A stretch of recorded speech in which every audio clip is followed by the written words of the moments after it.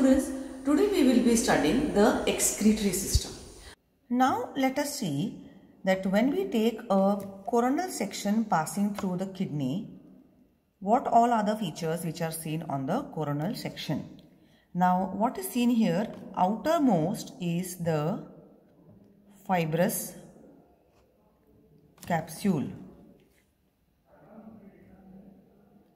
Then comes the pale colored cortex,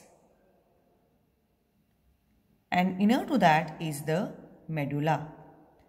In the medulla, what we see is triangular or pyramid shaped structures, and these are the renal pyramids. And in between them, what we see are the medullary rays.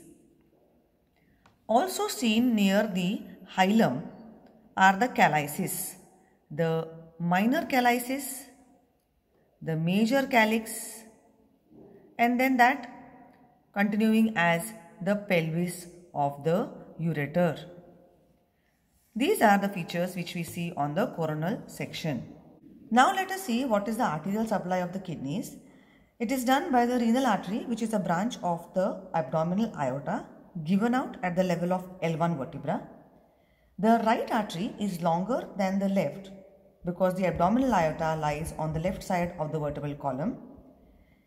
Each renal artery enters the hilum and then divides into an anterior trunk and a posterior trunk. Anterior trunk gives 4 segmental arteries, which are the apical, upper and anterior, middle and anterior, and inferior, while the posterior trunk continues as the posterior segmental artery.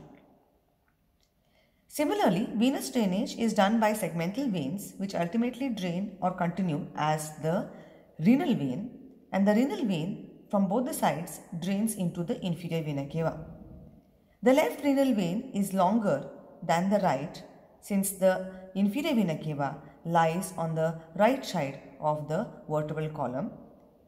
Additionally, we need to remember that the left renal vein also receives blood from the gonadal vein and from the suprarenal gland.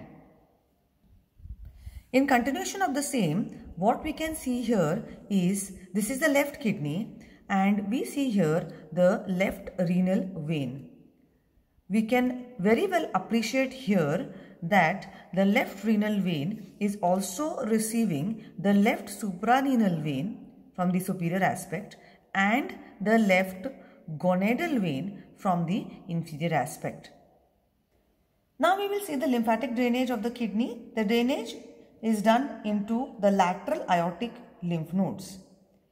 Nerve supply of the kidney, sympathetic supply is done by the renal plexus, which has preganglionic fibers from T10 to L1 spinal segments, and this is vasomotor, while the parasympathetic supply is done by both the vagus nerves. Now we will be seeing the differences between the right and the left kidney. We have already seen how to identify the side to which the kidney belongs. Now this is the right kidney and this is the left. So now this we imagine as the midline of the body. The right kidney is slightly lower as compared to the left, and this is because of the presence of the liver on the right side. When you look at the shape of the kidney, the right kidney is shorter and wider, while the left kidney is longer and narrower. When we see the distance from the vertebral column or from the midline, the right kidney is further away from the vertebral column as compared to the left kidney, which is nearer to the vertebral column.